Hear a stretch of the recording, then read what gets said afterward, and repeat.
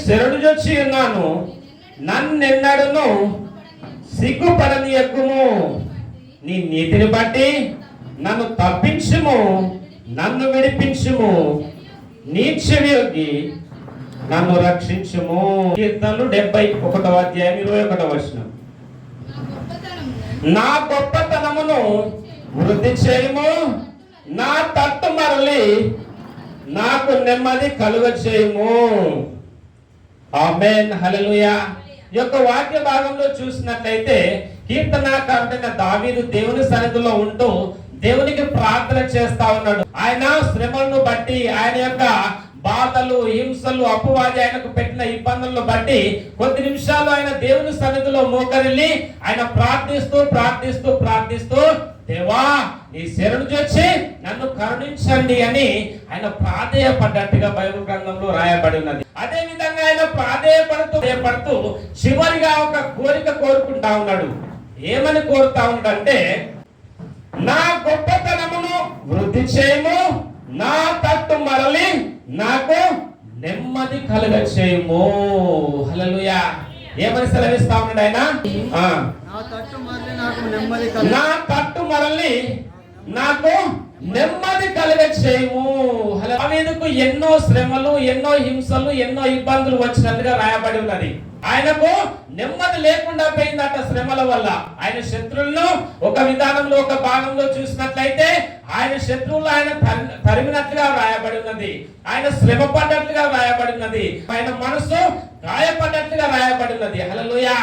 నెమ్మది లేకుండా విశ్రాంతి లేకుండా ఆయన దేవుని సన్నిధిలో ఆయన ప్రాధేయపడి అడుగుతా ఉన్నాడు. ఏమని అడుగుతా ఉన్నాడు?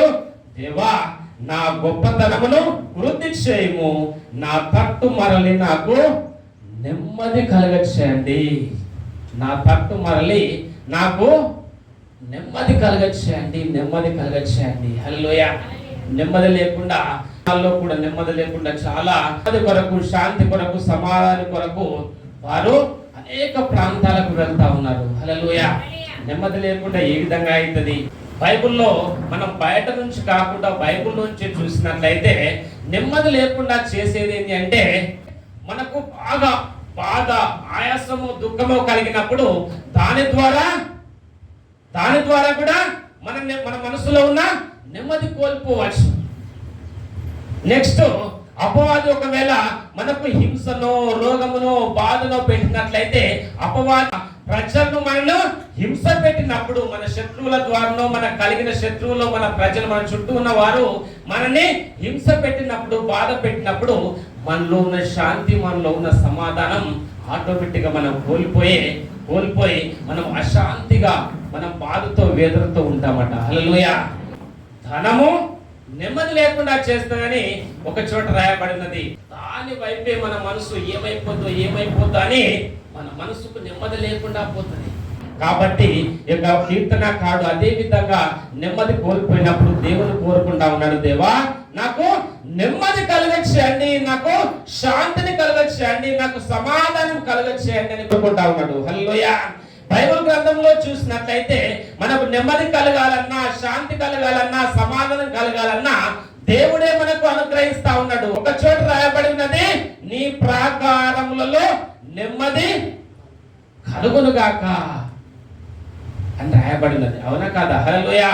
మన ప్రాకారం అంటే మనం కలిగి ఉన్న ప్రతి స్థలంలో నెమ్మది కలుగునుగాక అని దేవుడే సెలవిస్తా ఉన్నాడు.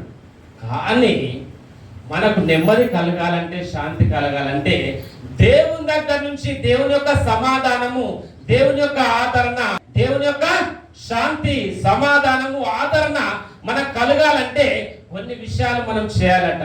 ఒక 5 విషయాలు త్వరగా బైబిల్ గ్రంథంలో నుంచి చూపెట్టి నేను ప్రార్థన చేయడానికి ఇష్టపడతా ఉన్నాను. హల్లెలూయా. హల్లెలూయా. ఒక మాట బైబిల్ గ్రంథంలో నుంచి తీయండి. కీర్తనలు 25వ అధ్యాయం 12వ వచనం ఒక్కసారి తీసి చదవండి. యెహోవా యందు భయభక్తులు కలవాడెవడో వాడు కోరుకొనవలసిన మార్గమును ఆయన వానికి బోధించును, అతని ప్రాణము నెమ్మదిగా ఉండును, అతని సంతానము భూమిని స్వాతంత్రించుకొనును. ఆమేన్. హల్లెలూయా, హల్లెలూయా.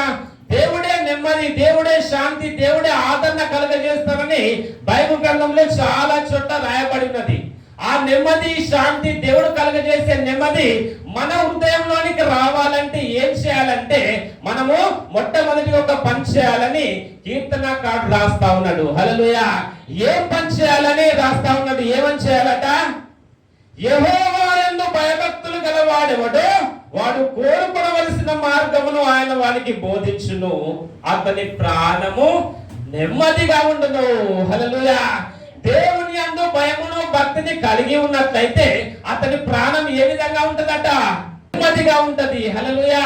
మొట్టమొదటిగా మన హృదయంలోనికి మనం ఒకవేళ బాధ చేతనో, వ్యాధుల చేతనో, సమస్యల చేతనో, అధిక విచారం చేతనో మన మనసులో, మన తలంపుల్లో, మన హృదయంలో నెమ్మది ఒకవేళ కోల్పోయి ఉంటే మొట్టమొదటి ఆయుధం ఏంటి అంటే దేవుని యందు భయభక్తులు కలిగి జీవించాలి. హల్లెలూయా.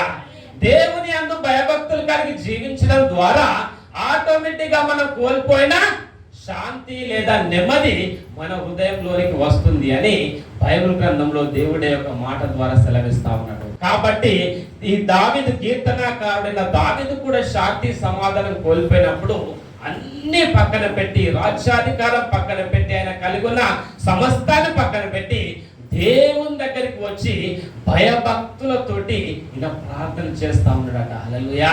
నాకు నెమ్మది కలగచేయండి ప్రభువా, నా ప్రాణానికి మీరే నెమ్మది కలగచేయండి. హల్లెలూయా. అదే విధంగా ఇంకొక మాటలో చూసినట్లయితే కీర్తనలు 119వ అధ్యాయము 50వ వచనం ఒకసారి చదవండి. నీ వాక్యము నన్ను బ్రతికించి ఉన్నది, నా బాధలో ఇదే నాకు నెమ్మది కలిగించుచున్నది. హల్లెలూయా.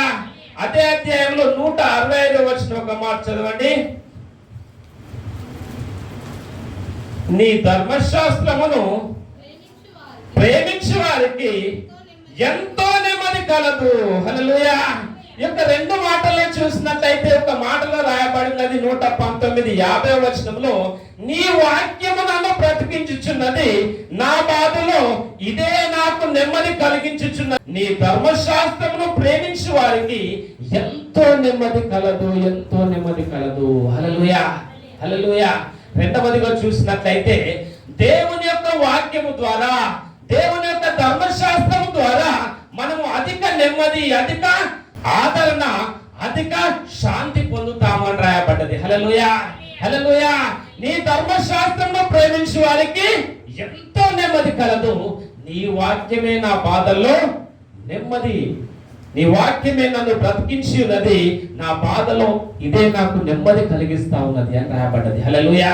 కాబట్టి దేవుని వాక్యాన్ని ఆశ్రయించడం ద్వారా, దేవుని ధర్మశాస్త్రము, దేవుని నోటి నుండి వచ్చే ప్రతి మాటను మనం వినడం ద్వారా, చదవడం ద్వారా, ఆశ్రయించడం ద్వారా, ప్రేమించడం ద్వారా మనకు నెమ్మది, మనకు శాంతి, మనకు ఆదరణ కలిగిస్తా ఉన్నది అని ఈ యొక్క బైబిల్ గ్రంథంలో దేవుడే ఈ యొక్క మాట ద్వారా సెలవిస్తా ఉన్నాడు. హల్లెలూయా. కాబట్టి దేవుని యందు భయభక్తులు ఉంచడం మాత్రమే కాకుండా దేవుడు మాట్లాడిన ప్రతి మాట, బైబిల్లో ఉన్న ప్రతి మాటనే దేవుని యొక్క వాక్యంగా రాయబడ్డది. ఈ వాక్యాన్ని ప్రేమించడం ద్వారా, ఆశ్రయించడం ద్వారా, చదవడం ద్వారా, వినడం ద్వారా, మనం ధ్యానించడం ద్వారా మన మనస్సు కాట నెమ్మది కలుగుతుంది అని రాయబడ్డది. హల్లెలూయా. కాబట్టి దేవుని యొక్క వాక్యాన్ని మనం చదవాలి, చదవలేని వారు వినాలి, వింటూ అదే విధంగా ఇంకా చదవగలిగే వాళ్ళు వాక్యాన్ని ధ్యానించినట్లయితే, ధ్యానిస్తూ సమయాన్ని గడిపినట్లయితే అది మన మనసుకు నెమ్మది కలిగిస్తా ఉన్నది.